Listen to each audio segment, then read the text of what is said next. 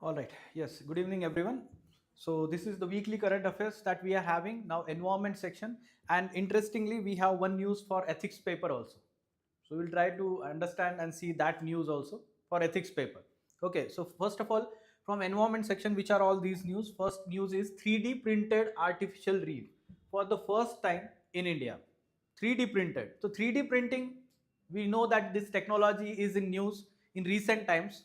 3D printing is related to, we can say, the printing based on certain pre-designed, we can say, that things or machine that is there. The material is also fed into that design or that machine, and basically that machine is printing everything according to, we can say, pre-designed things. So here the artificial reef, that concept we know, but artificial reef that is 3D printed, now we are going to use. Artificial reef technique has been already asked in prelims examination by UPSC. Let's try to understand what reef we are talking here. Basically it is related to coral reefs, right? What we are talking here related to coral reefs. Now coral reefs are also called as rainforests of oceans. For what purpose? Why they are called as rainforest of the oceans? Yes, carbon sink, but because of high biodiversity, because of high marine biodiversity. So these regions are very important from the marine biodiversity perspective, and they are being threatened. What are the reasons for their threat? What do you think? Reasons for threat? Because see, the topic is small in news, but the basics should be revised. Very good. So increase in temperature. So basically we can talk about is the global warming is happening because of that marine heat waves are there. Marine heat waves. One major concern is there, right? Second, very good. So changes in salinity. Changes in salinity. Then yes, pollution aspect is also there. Turbulence is there. So because of, let's say, mining, extraction of crude oil and gas, it is resulting into disturbance of that region. And you should know that the coral polyps will die, or corals will die, when the water is not clean. So turbid water is not good.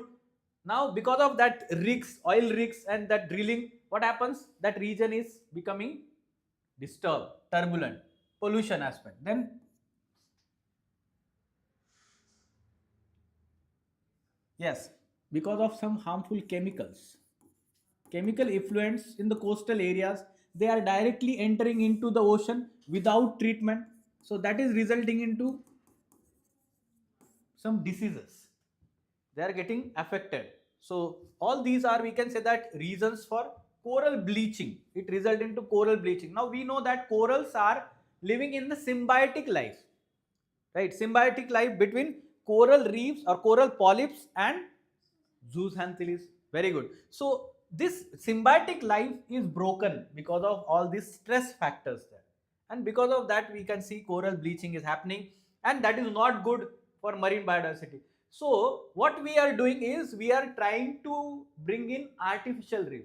How we are doing it, and what is the significance? Artificial reef means we are constructing with the concrete some mesh like structure. How does it look like? It will look like as a 3D, try to imagine like this structure, like this, and it will be like this mesh, right? So iron rods will be there, around that there will be cement. So it will be positioned inside the ocean. It will act as a base. On this basically corals will grow. This is the significance. When there is coral bleaching, no, basically now the corals need to recolonize that area. For that purpose we are providing platform artificially, and thereafter corals will automatically grow. This is called as artificial reef, right? Artificial reef.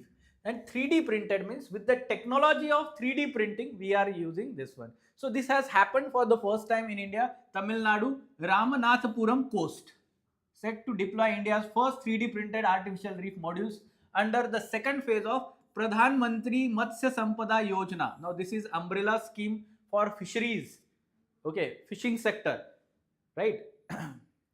So about this scheme also we are going to learn in detail. This is also important scheme for prelims. Now, who have developed this? Collaboration with Visakhapatnam Regional Center of ICAR Central Marine Fisheries Research Institute.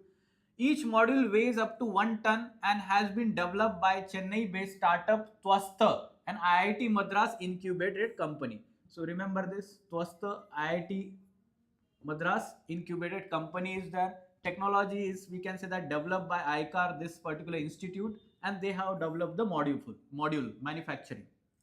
Unlike conventional reinforced concrete reef, conventional artificial reef, these modules are made without iron reinforcement. So without use of iron, only concrete they have used, or the material that is, we can say, very useful. How? It aims to increase porosity, surface area and habitat suitability for corals, sponges and other reef associated marine organisms. Now more diversity will be there. It will support more animals, more porosity and surface area, more coral polyps, more growth. Advantages: flexibility in design, faster modification, site specific material choices in 3D printing we are talking. Ability to target particular marine species or ecological needs. So let's say Gujarat is there, so it may be having different marine species in that region as compared to Tamil Nadu coast, as compared to West Bengal coast. So we may target different species and ecological needs. So this is the advantage that 3D printed artificial. Concerns: their success depends on durability, artificial reefs, non-toxic material. So whatever material we are using, it should not be toxic. Then proper placement and long-term ecological monitoring, as artificial reefs do not always meet their intended goals. So long-term monitoring, evaluation, and next time we should take some inputs, lessons from it.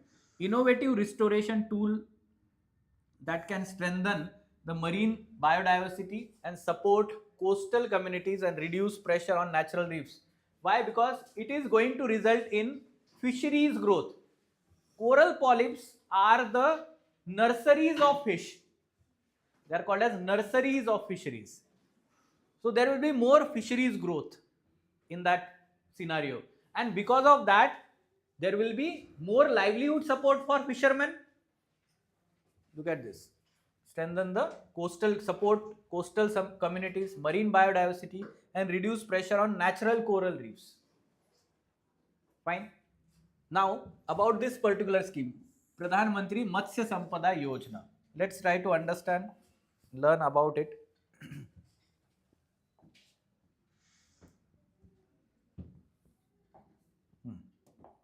So this is the basics of Matsya Sampada Yojana.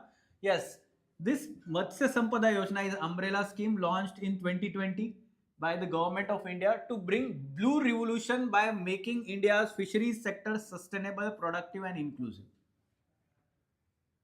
So blue revolution, fisheries sector, Matsya Sampada, right?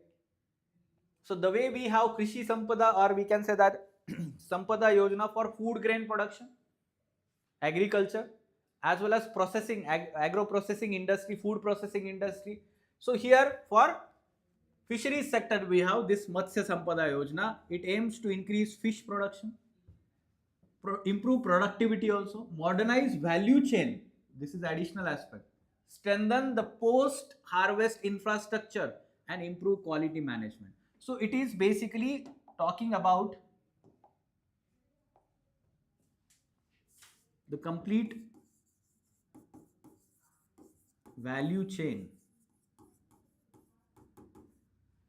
from production to, we can say that, adding value, post harvest, adding value, and then marketing. Everything is covered here. Quality management, funding, yes. So you can see that there is investment by the government of India, and this is, we can say that, centrally sponsored scheme. Okay, it is centrally sponsored scheme. So states component will be also there. Central sector scheme, central sector scheme fully funded by center, and the centrally sponsored scheme are implemented by the states that are partial central. So basically it has two components. Same scheme has two components within it. One is centrally fully funded, central sector scheme, and other part is centrally sponsored scheme. Focus areas: the scheme support production enhancement, fisheries infrastructure, post harvest management. We talked about it earlier. It also promotes climate resilient coastal villages, biofloc technology, and digital platforms also. Okay, so all related to blue revolution. Fisheries sector. Fisheries sector. Now, achievement under this, let's say production has increased. This data is not that much important, but in mains examination you can use the data. If suppose the question is asked on fisheries sector, in mains examination GS3 paper economy part, they will ask question. Okay, so we can write this data about the fisheries production because it is part of economy, agroeconomy, allied sector. Fisheries is the allied sector in agriculture. Fine. Now we'll talk about the next topic. Yes. So 2025 Animal and Plant Discovery and 111th Foundation Day of Zoological Survey of India. ZSI means Zoological Survey of India. So there was an article in PIB giving data about release of this report by Zoological Survey of India and Botanical Survey of India, Botanical Survey of India, sorry. Right. So regarding the plant species and animal species discoveries in last 1 year. Okay, some data has been mentioned. Although it's not that important to remember all the data here. Few of the data you can remember, right? I will tell you what. So these are the, let's say, released by Ministry of Environment, Forest and Climate Change. They have released Animal Discoveries 2025, Plant Discoveries 2025 data by ZSI and BSI compiling, and this is the foundation day of this ZSI. So India added 709 new species of its faunal database in 2025. Okay, faunal means animal, 709 species, bringing India's total documented faunal biodiversity to, look at this, 1 lakh. So now more than 1 lakh species you can remember like this. When we talk about India's biodiversity, we have more than 1 lakh species of animals diversity. Regionally, Kerala led discoveries with 98 new animal species, followed by West Bengal. In last 1 year, we are saying, no? Last 1 year, new discoveries. Amongst the most crucial vertebrates identified were new Himalayan bat, Irwin's wolf snake, and 2 new species of green fan-throated lizards. So we can expect the question. The way they ask question in prelims, they will mention this name of scientific name of animal, and they will ask you identify whether it is a bird species or snake species or plant species, or we can say that even amphibians or mammals. So basically it is a bat species, right? So similarly the lizards or snake. Plant discoveries, National Floristic Inventory. So how many species were added? 353 plant species. Growing scientific focus on non-vascular organisms, which made 57% of additions. Then state-wise, Arunachal Pradesh was leading contributor, 49 floral discoveries, followed by Uttarakhand and Kerala. Significant findings include fern from the Arunachal Pradesh, a new wild relative of the custard apple from Western Ghats, and the wild edible tooth fungus, these species. See, it's not that important, this remembering these names. They are not that much significant. Again, it is very burden on the students remembering all this new data every year. So can you imagine, these species were discovered. Even if, let's say, we will say that 40%, 30% were covered in newspaper. This has been discovered, that has been discovered in last 1 year. Can you imagine the burden on the students, aspirants to remember these names, habitat, their qualities? It is very difficult. And in last 2-3 years, UPSC has reduced questions on asking such new discoveries. So hope so in future also they will not ask. But yes, very significant discovery if it happens. I told you. So they asked that banana species in the Andaman and Nicobar few years back. That banana species was very tall and very large bananas That was wild relative of banana species in Andaman and Nicobar. Now in future, the genetic setup of that plant can be used to develop the new varieties of banana, and that can be very beneficial to the farmers. That's why it is significant. That's why it is very significant development. Regarding Zoological Survey of India, institution. So every year they will ask one question on institution, constitutional body, statutory bodies. They will ask about institutions. Zoological Survey of India is one of the oldest institution in environment sector. Functions as a premier apex organization under MOFC, Ministry of Environment, dedicated to comprehensive zoological research, faunal exploration, animal taxonomy. Okay, so headquarter in Kolkata, West Bengal, Zoological Survey of India. See, it operates a decentralized network of 16 regional centers across distinct biogeographic regions of India, different parts of the country. Right. Historical timeline, it was set up 1875. 1875. Broader vision, Sir William Jones, who founded Asiatic Society of Bengal in 1784.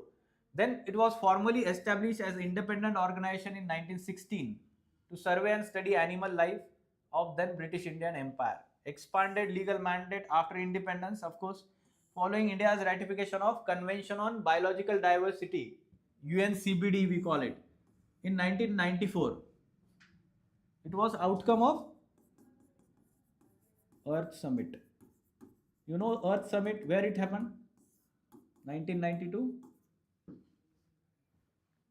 Yes, Brazil, Rio de Janeiro, Earth Summit. Rio Summit, it is also called as Rio Summit, Earth Summit. So three important conventions were basically open to sign in that Earth Summit. One of them was this one, UN Convention on Biological Diversity. Which were other two? UN Convention Framework on Climate Change, UNFCCC, right? UNFCCC is there. Climate change related talks that happen under that framework. And third is UNCCD. Third is UNCCD. What is that? UN Convention on Combating Desertification. So one talks about climate change, one talks about biodiversity, and one talks about combating desertification. All three outcome of Earth Summit. It is important in environment section, right? So after signing this, let's say convention, operational mandate increased from pure taxonomic research to modern ecosystem based conservation monitoring also. Then National Repository, under the provisions of Biological Diversity Act 2002, ZSI is officially designated as Supreme Repository of National Zoological Collection, housing millions of reference specimens. Modern initiatives like organization plays vital role in executing Environment Impact Assessment, EIA. It is part of your syllabus in mains examination. Developing DNA barcoding. Prelims mein they will ask DNA barcoding. What is DNA barcoding? What is barcode?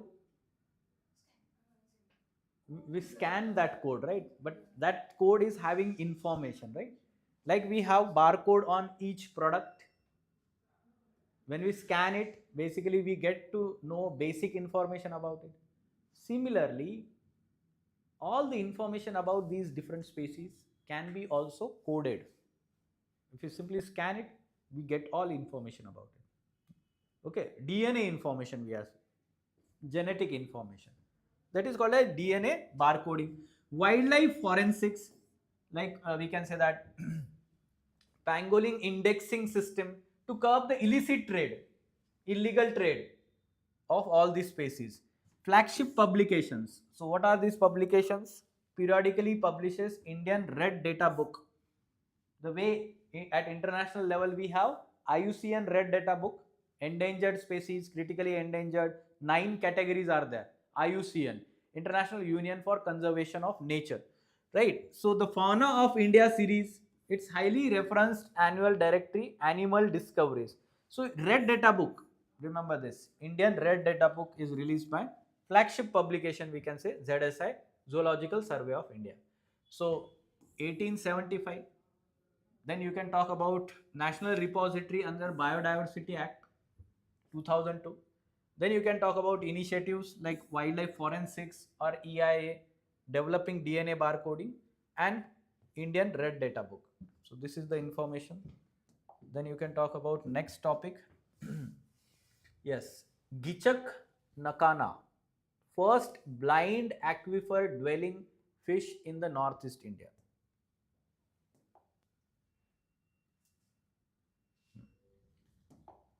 Okay, first blind aquifer dwelling fish in Northeast India.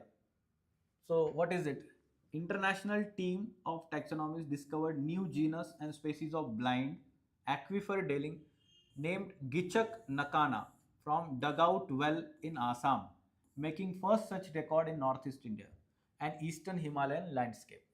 Gichak Nakana, about this species. First of all, name is derived from Garo language, where Gichak means red.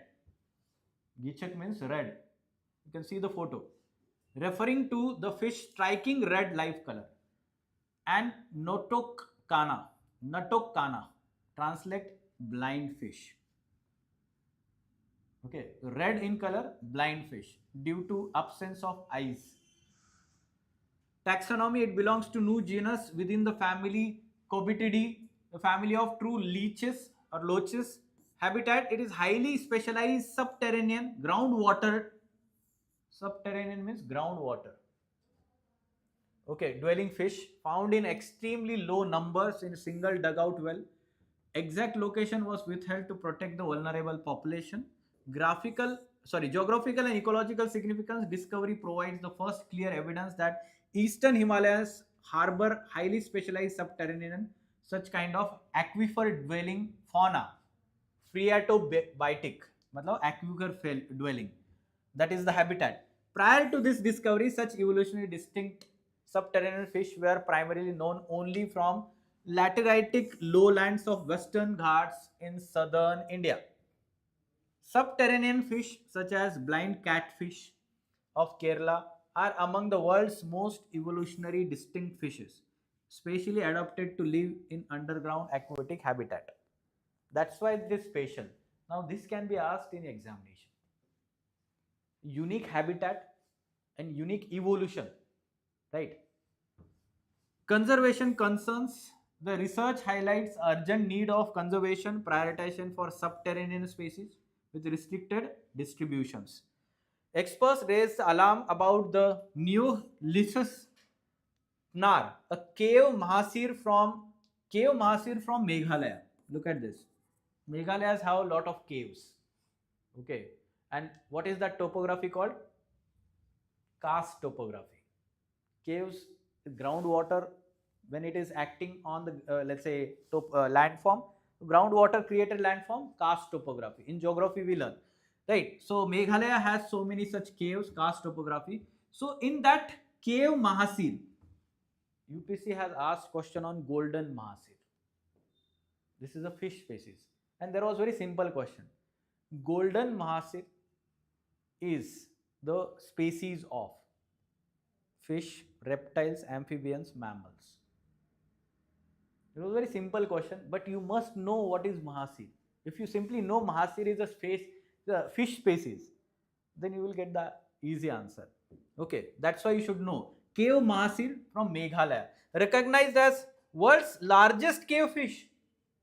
That it is very special. No, world's largest cave fish found in Meghalaya, right? Which is facing severe threats from international aquarium pet trade, illegal trade, despite insufficient data. So illicit trade is problematic in fish. Okay, it threatens them in their own habitat, as well as it also threatens the biodiversity. Okay, so now we'll talk about the ethics news that I was telling. What is it?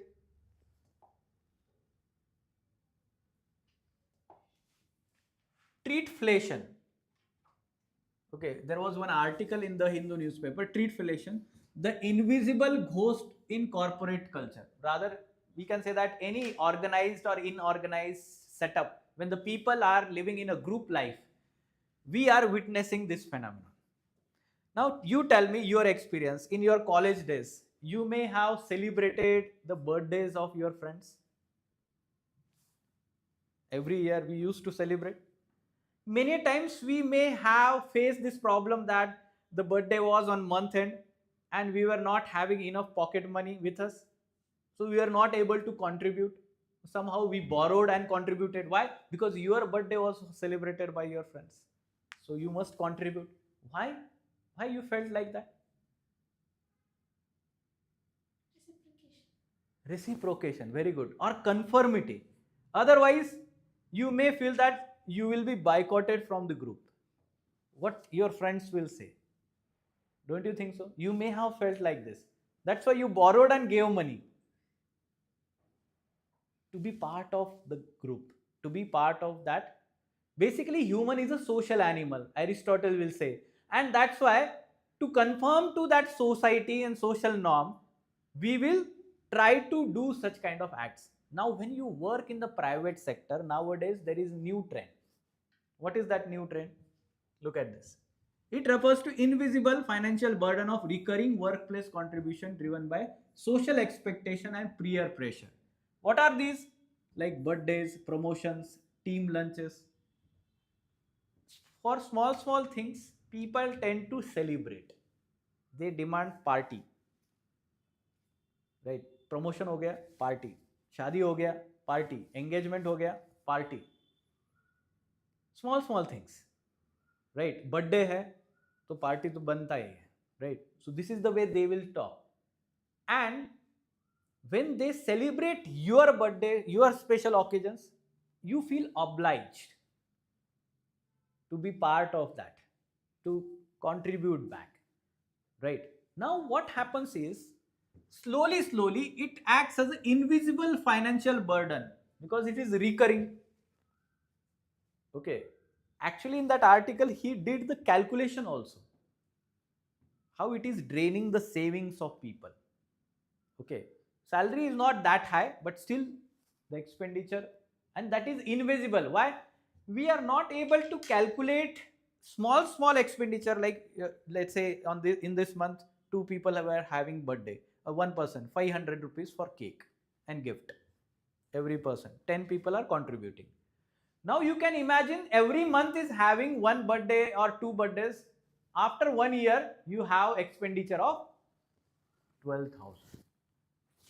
Let's imagine that you are working in that company for 3 years minimum. 36,000 gone. After 3 years you will understand 36,000. Now that writer in the article says that if you would have invested that 500 rupees in mutual fund, SIP, after 10 years, after 15 years, 20 years, that would result into 3 lakhs. Okay, that small money, or we can say ultimately it will be 30 lakhs. Understood? So what he is trying to say here is the economic cost of celebrating such kind of celebration, and that too already there is high inflation. That's why he is, mixing the term treat and inflation, treatflation. It is acting as a burden on your savings, burden on your income. That's why the word he used, treatflation. And it's not only corporate sector. I'm telling you, when you become IAS officer or part of your office will also celebrate. You will have family gatherings of all the officers. Somehow you will celebrate the festivals. It is informal bonding that you will try to create, that will result into, but in private sector it is too much. I'm telling one birthday in 1 month. Every week they have celebration, actually. For any reason. Festival is there, Holi, we are going to celebrate.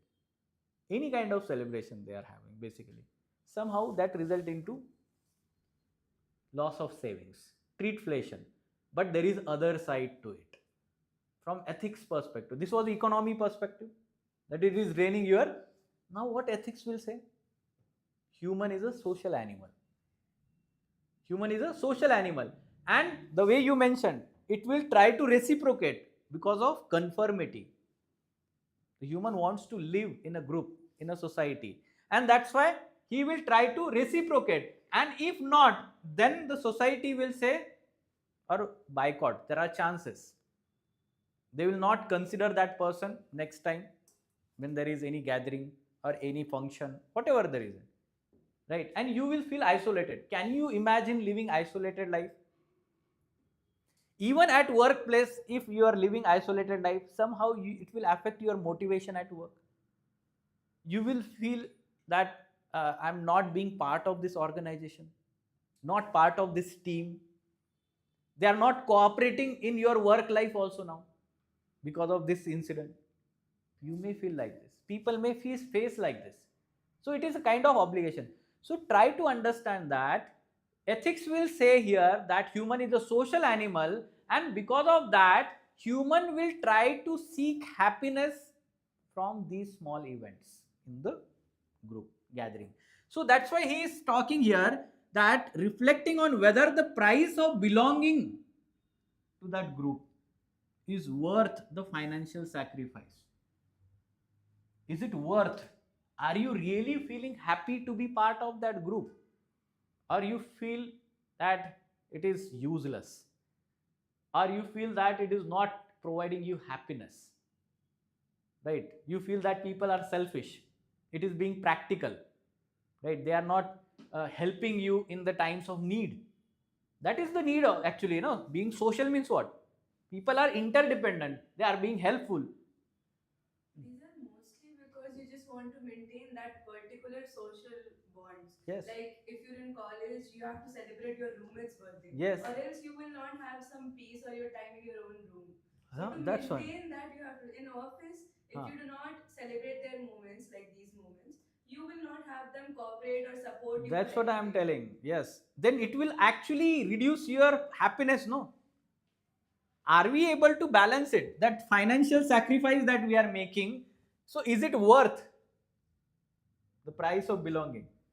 Emphasizing need to balance the social participation with personal finances. Right. Balance करना बहुत जरूरी है. It's not like extreme action, not celebrating or even we can say draining all your financial resources.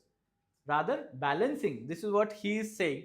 And yes, in ethics you should understand that human lives in society and derives happiness from the society. Interpersonal relations. Human cannot live in isolation. Okay. At work, if the person is isolated, his productivity will be lost. He will not be able to work properly. He will face stress, anxiety, right? So he will not be efficient. Ultimately, his progress is also affected. Professional, we can say progress, career advancement, it is going to get affected, right? And that's why we are talking here that we need to balance it. Other things you can, despite being modest, the cumulative effect over the career can lead to significant financial drains, annual contributions adding up to tens of thousands. On monthly basis, you feel that 500 rupees is not a problem. Let's, enjoy. Let's have those moments, right? And nowadays it is part and parcel of life. Celebrations, taking photographs, posting it on social media. It gives happiness to people now.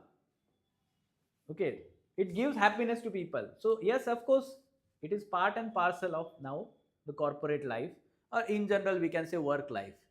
But yes, social psychologists attribute this behavior to normative social influence. Use this term in your answer if you are using normative social influence, where individuals conform to the group expectations to maintain relationship. The exact term. Okay, normative social influence, conformity, right? And then only we can say the desire to belong can be lead to repeated financial outflows that are often overlooked. हम budget ही नहीं करते उसका, we do not account it, right? So we overlook it. So over the period of time it may get affect, it may drain your savings also. You may not have savings for your future that could have been saved, could have been invested in the savings for your social security for future.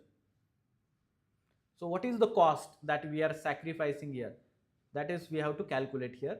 And yes, ethics angle is small, of course, but the term is in news.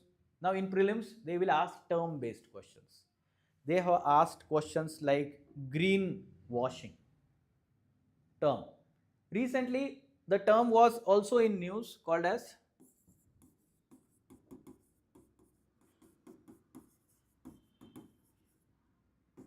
what is it? Means? And the quantity is reduced. Very good. Cost is same, quantity is reduced. Like I do remember in our childhood, the Cadbury was 5 rupees only, but it was larger in size. Now 5 rupee Cadbury is better, or rather 1 rupee eclairs is better than that 5. इतना सही होता है. Small one, right? So it is called as shrinkflation. Now it is psychological effect actually on the customers. अरे 5 rupees है, मुंह मीठा करना है. Simply, it's a sweet, no. Size does not matter. When we are giving chocolate to someone, size does not matter generally. It is sharing happiness, no. Sharing sweets means sharing happiness. Okay, you may have got promoted or some small happiness that you are sharing. Chocolate, same money, it is not affecting money also. Psychological effect, shrinkflation, but you are basically getting loss. Why? Amount is less, company is profiting. Okay, same is with other products also. If you see the some beauty products, pharma products, they are now sold in small packets also. Okay, I don't think so. Apart from Parle-G, they there is no something called as, every brand has done the shrinkflation, food as well as pharma. Parle-G has also done. They have reduced the size of their biscuits. Acha, Yeah, right, that right. is what they have done. They reduce the size. They reduce the size also. Yeah. Now we have become bigger, so I don't understand that perception. And they have even changed the new things, that gold and something that they have come up with new ideas, right? But cost is same, no, 5 rupees, 10 rupees, something like that. So somehow the people tend to trust brands because of this. The cost is not increased. But yes, again, same thing is happening. So Shrink, the term based questions can be asked. So if any term is there in news, or else in essay you can use it by yourself, essay and ethics.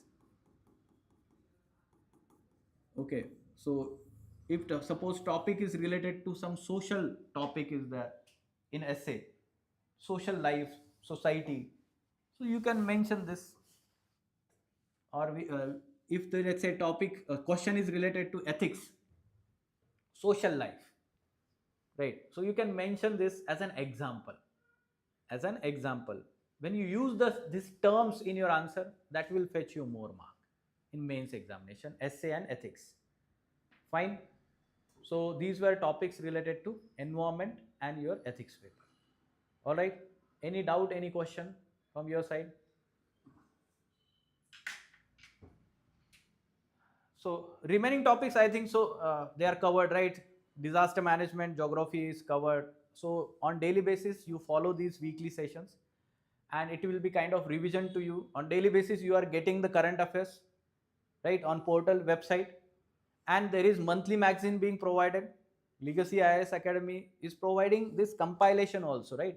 So 3 things I am telling students nowadays. Okay, either if you are reading the newspaper, after reading newspaper on weekly basis, you follow these sessions. Then daily reading of those current affairs is not required. It will be repetition.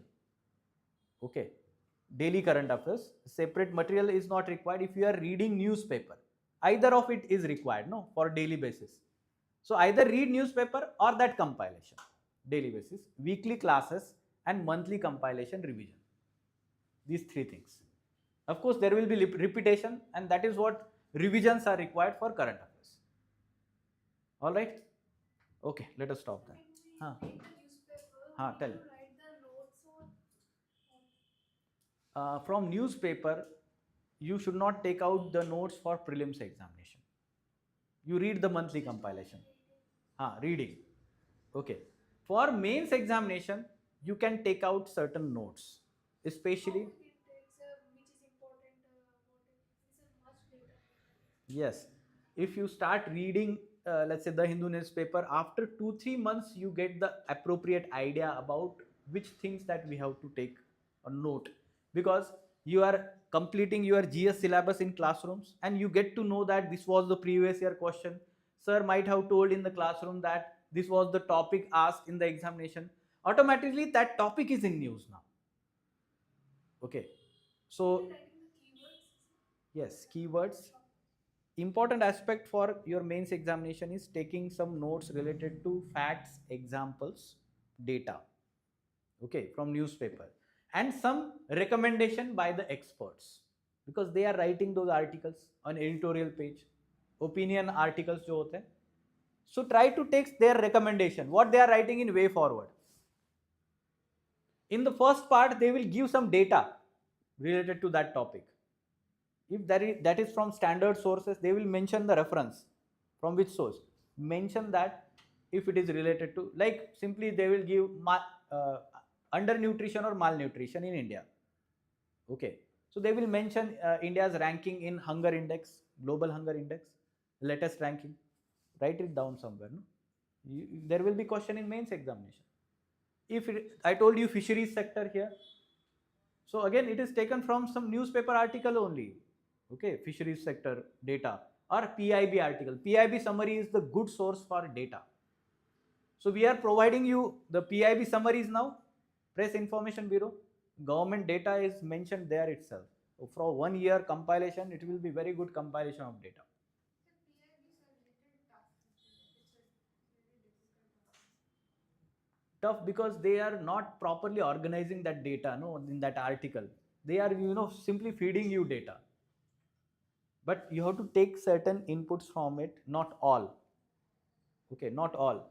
Micro data is not important for UPSC answers. Try to understand, micro data nahi chahiye. Like for example, I will give in terms of economic growth or inflation, you need data for 6 months or 1 year, not on monthly basis, right? So GDP for last year you should mention 2024 2025 data, not for 1 quarter or 1 month or 6 months, 1 year. Macro level data, not micro level data, because every month you will have that in news on front page itself. WPI, CPI data every month. CPI has increased, inflation has increased, decreased, reasons, they will give everything. Just identify the trend, don't remember the facts.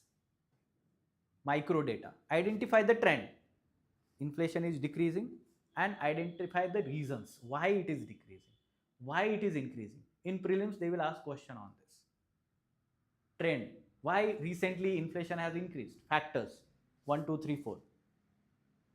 It was because of food, it was because of fuel, international reasons, war, conflicts, right? So they will mention everything there. Fine, understood? Okay, fine, let us talk. Okay.